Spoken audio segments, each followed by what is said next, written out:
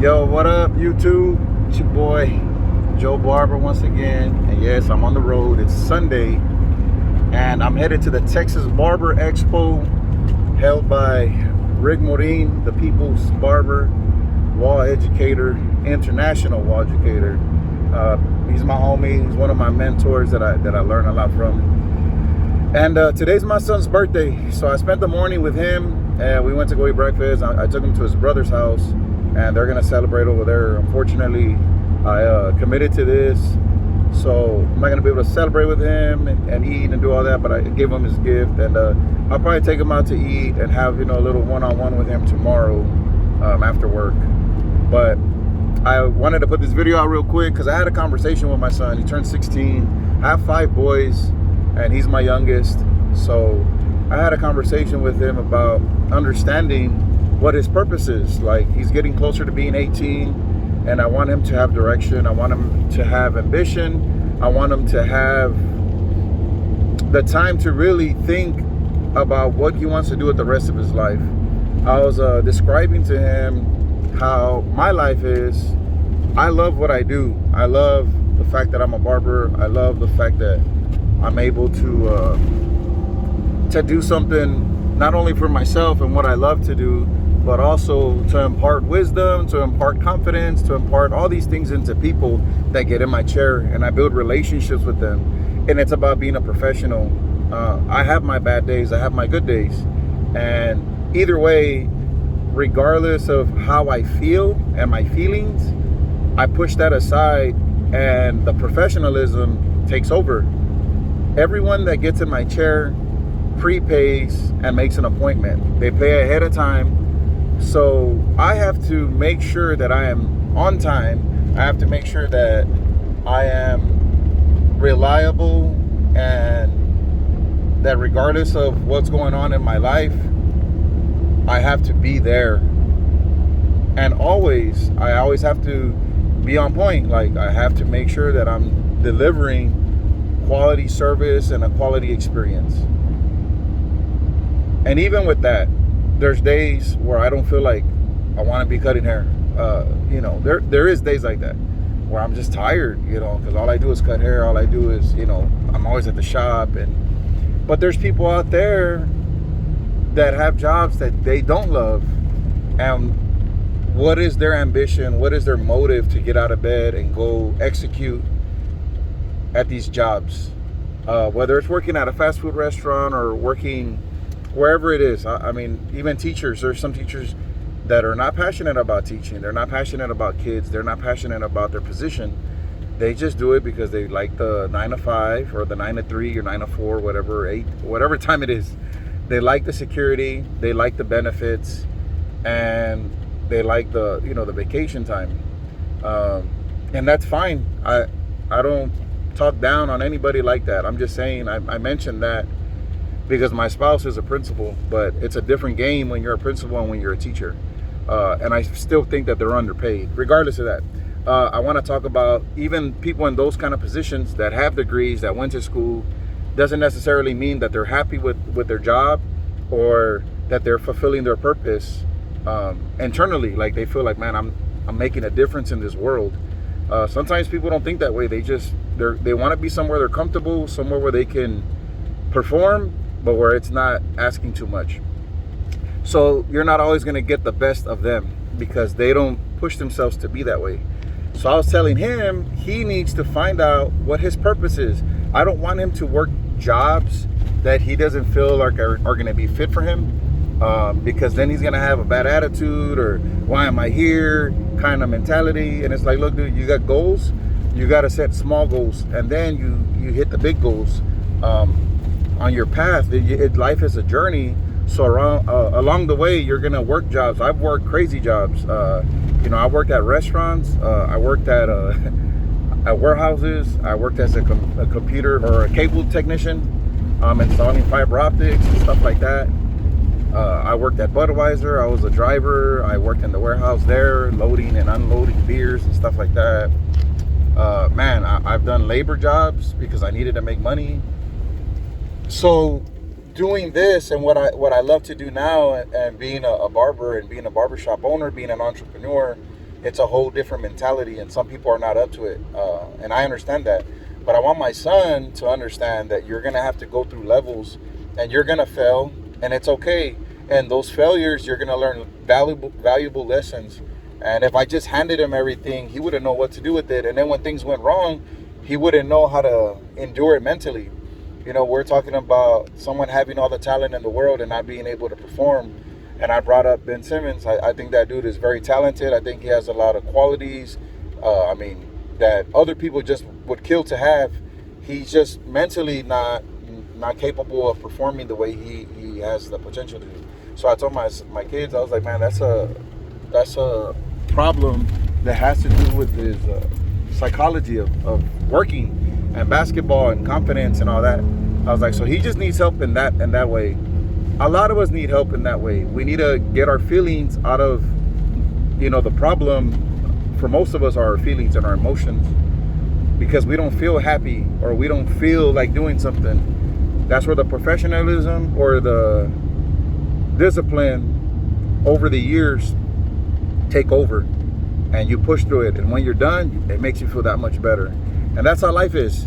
You're going to have obstacles that are going to mold you to be stronger and mold you to have more wisdom and to have the knowledge and all that. But you have to understand who you are and how you operate and what makes you tick and talk. And I think a lot of us, we let our feelings get in the way, and I'm still working on that myself. I mean, whether it's getting upset at your kids or getting upset while you're driving or getting upset because people don't meet your standards, or they don't meet something, that of your expectation, and you get upset. And dude, you can throw your life away in a heartbeat because you're upset. We can make decisions that'll scar us for life. We can make decisions that can land us in jail. We can make decisions that will break us. And that's just terrible, man.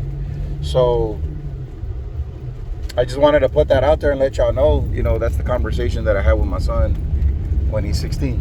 So I want to just teach him, man. I want to lead him.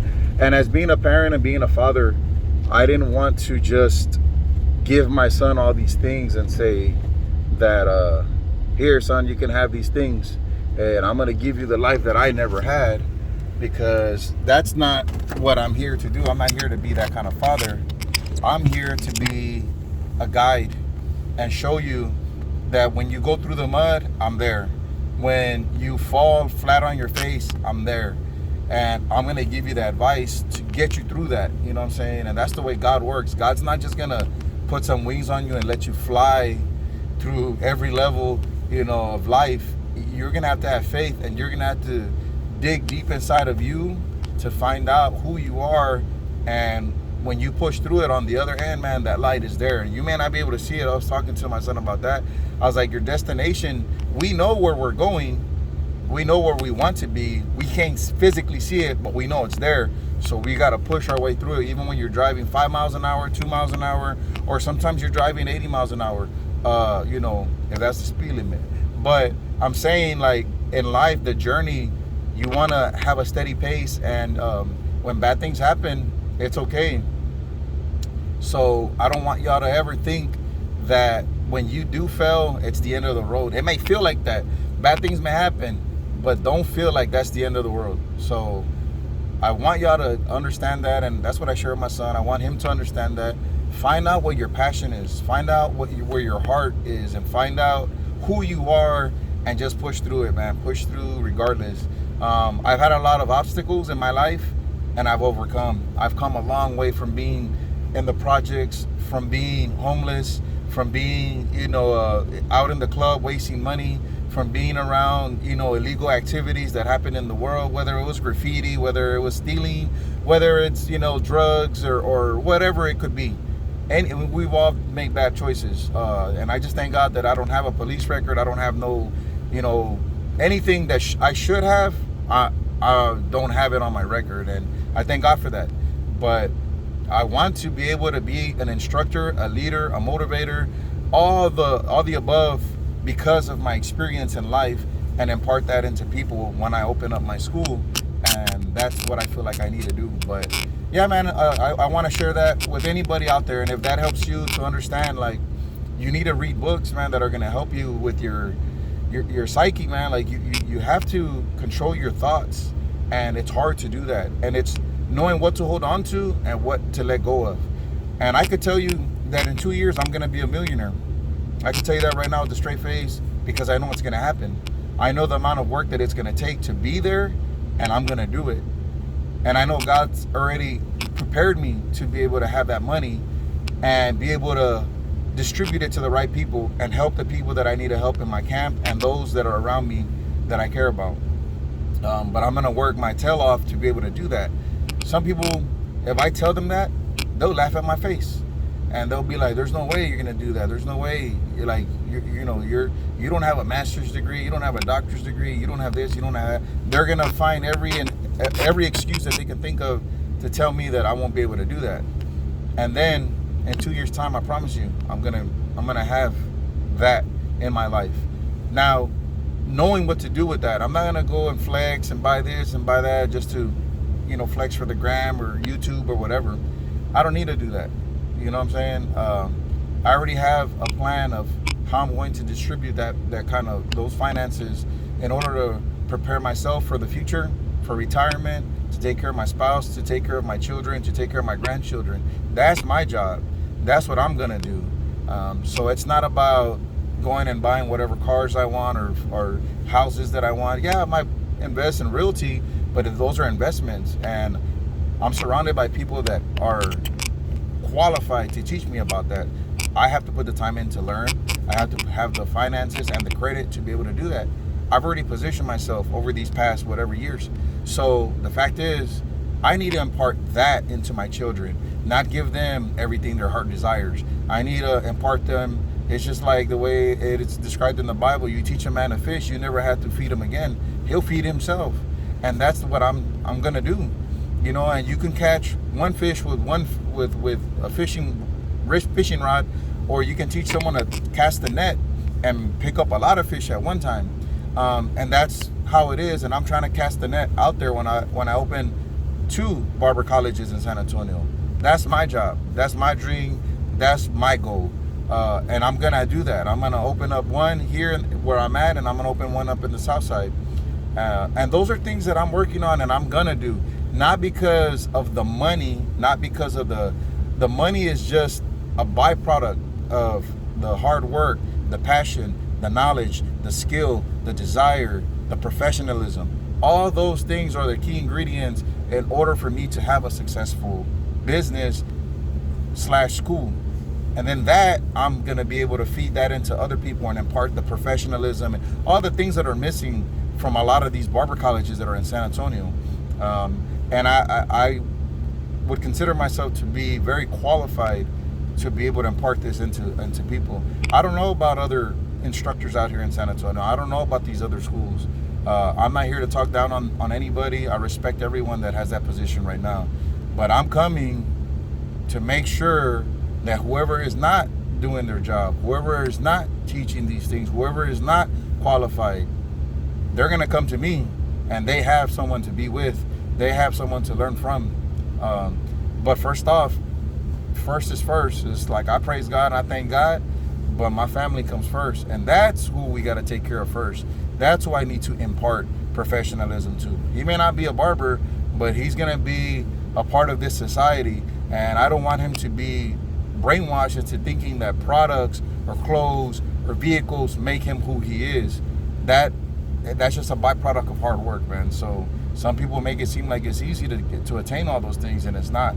It's a lot of hard work and planning. It's a lot of choices and being aware of where you're at and what you're doing, who you're with, who you're learning from, what kind of habits you have, and working on yourself, knowing who you are, knowing what your weaknesses are, knowing what your strengths are, knowing what makes you happy and what makes you sad, what makes you mad, and being able to tweak all those things to make sure that you're going in the right direction and not letting yourself go because you're mad. Someone cuts you off. Oh, let me get my gun. Ba, ba, ba. Oh, now I'm going to prison. Not smart. Not good.